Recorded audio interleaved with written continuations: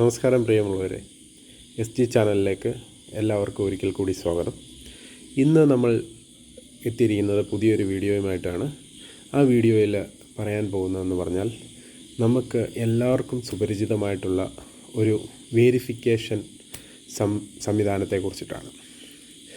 അത് പറയുന്നതിന് മുന്നായി നിങ്ങളൊന്ന് ആലോചിച്ച് നോക്കുക. നമ്മൾ ഓരോ സെൻറ്ററിൽ, ഇപ്പം അക്ഷയ ആയിക്കോട്ടെ, ഇപ്പോൾ കോമൺ സർവീസ് സെൻറ്റർ ആയിക്കോട്ടെ, മറ്റ് ഏത് സേവന കേന്ദ്രങ്ങളായിക്കോട്ടെ, നമ്മളൊരു സർവീസിന് വേണ്ടി നമ്മൾ ചെന്ന് ചെയ്യുന്നത്, നമ്മളവിടെ ഡീറ്റെയിൽസ് കൊടുക്കും.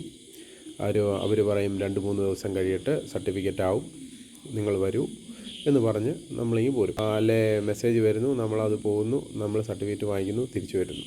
ഇതാണ് പൊതുവേ നടക്കുന്ന ഒരു രീതി. അതിൽ ഉപരിയായി നമ്മൾ ടെക്നോളജിയെ യൂസ് ചെയ്യുകയാണെങ്കിൽ ഒരു പരിധിവരെ നമുക്ക് ഈ പറഞ്ഞ ചതിവുകളിൽ നിന്ന് രക്ഷപ്പെടാം. ചതിവുകളെന്ന് പറയുമ്പോൾ, കഴിഞ്ഞ ഇടയ്ക്ക് 2 കേസുകൾ വാർത്തയിൽ വലിയ വാർത്തയായിട്ട് വരികയുണ്ടായി. ഒന്ന്, നീറ്റ് എക്സാമിലെ ഒരു ഹോൾ ടിക്കറ്റിൽ നടന്ന കൃത്രിമം ഒരു അക്ഷയ സെൻറ്ററിൽ പ്രശ്നമായി, അവിടുന്ന് ആളിനെ പിടികൂടുകയുണ്ടായി.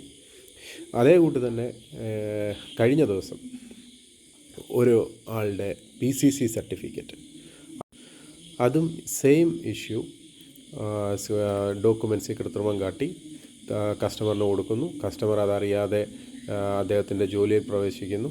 ലാസ്റ്റ് ബാങ്കിൻ്റെ ഓഡിറ്റിംഗ് സമയത്ത് ആ സർട്ടിഫിക്കറ്റ് വ്യാജമാണെന്ന് തെളിയുന്നു.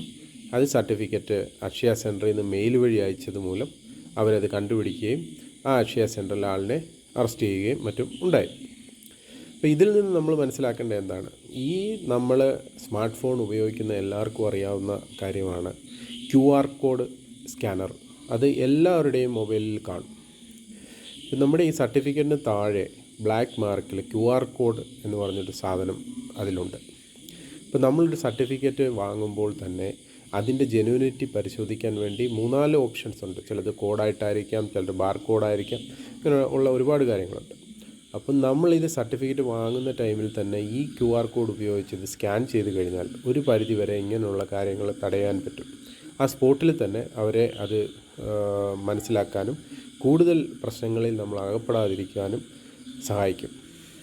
അപ്പോൾ ഇനിയുള്ള നിങ്ങളുടെ ഓരോ സർവീസ് ചെയ്യുന്ന വേളയിലും ഈ കാര്യങ്ങൾ ഒന്ന് നിങ്ങൾ പ്രാവർത്തികമാക്കി കഴിഞ്ഞാൽ ഒരു പരിധി വരെ നമുക്ക് ചതികളിൽ നിന്നും ഒഴിവായി നല്ല രീതിയിൽ നമുക്ക് സർവീസ് കിട്ടാൻ സഹായിക്കും. അപ്പോൾ എല്ലാവർക്കും ഒരു നല്ല ദിനം നേർന്നുകൊണ്ട് ഹൃദയപൂർവ്വം നിങ്ങളുടെ സ്വന്തം SG ചാനൽ. Bye bye.